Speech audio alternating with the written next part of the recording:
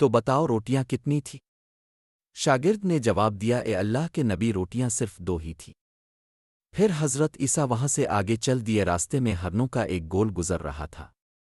حضرت عیسیٰ علیہ السلام نے ایک ہرن کو اشارہ کیا تو وہ آپ کے پاس چلا آیا، اپنے اسے ذبح کر کے اس کا گوشت کھایا اور شاگرد کو بھی کھلایا۔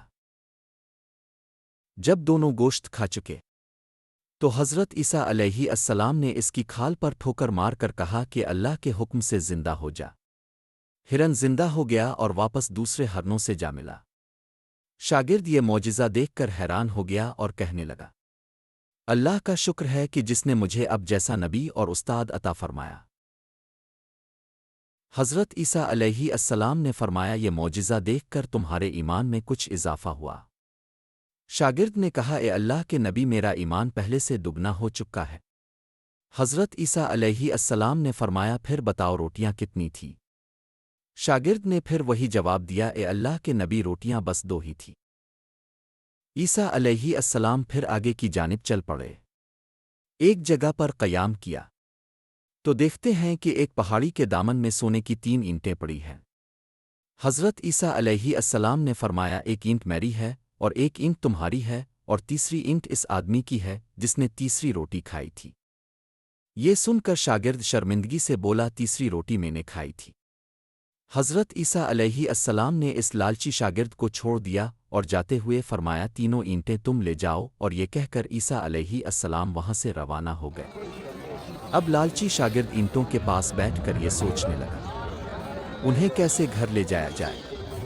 اسی دوران کچھ ڈاکوؤں کا وہاں سے گزر ہوا۔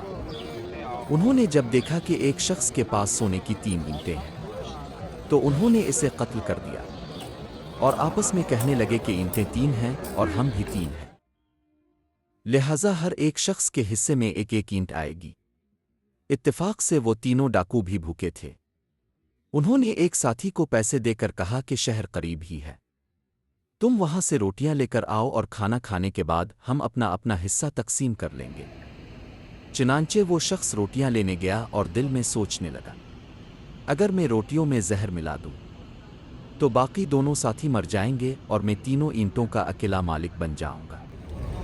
جبکہ دوسری طرف اس کے دونوں ساتھیوں نے آپس میں مشورہ کیا کہ اگر ہم اپنے ساتھی کو قتل کر دیں تو ہمارے حصے میں 1.5 اینٹ آئے گی۔ جب ان کا تیسرا ساتھی زہر آلود روٹیاں لے کر آیا تو انہوں نے منصوبے کے مطابق اس پر حملہ کر کے اس کو قتل کر دیا۔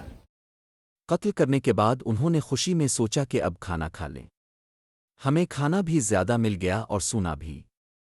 پھر جب انہوں نے روٹیاں کھائیں تو وہ دونوں بھی زہر کی وجہ سے وہی مر گئے۔ پھر جب واپسی پر حضرت عیسیٰ علیہ السلام اسی راستے سے گزرے تو دیکھا کہ اینٹیں ویسی کی ویسی رکھی ہیں، جبکہ پاس 4 لاشیں پڑی ہیں۔ اپنے یہ دیکھ کر ٹھنڈی سانس بھری اور پھر فرمایا، دنیا اپنے چاہنے والوں کے ساتھ یہی سلوک کرتی ہے۔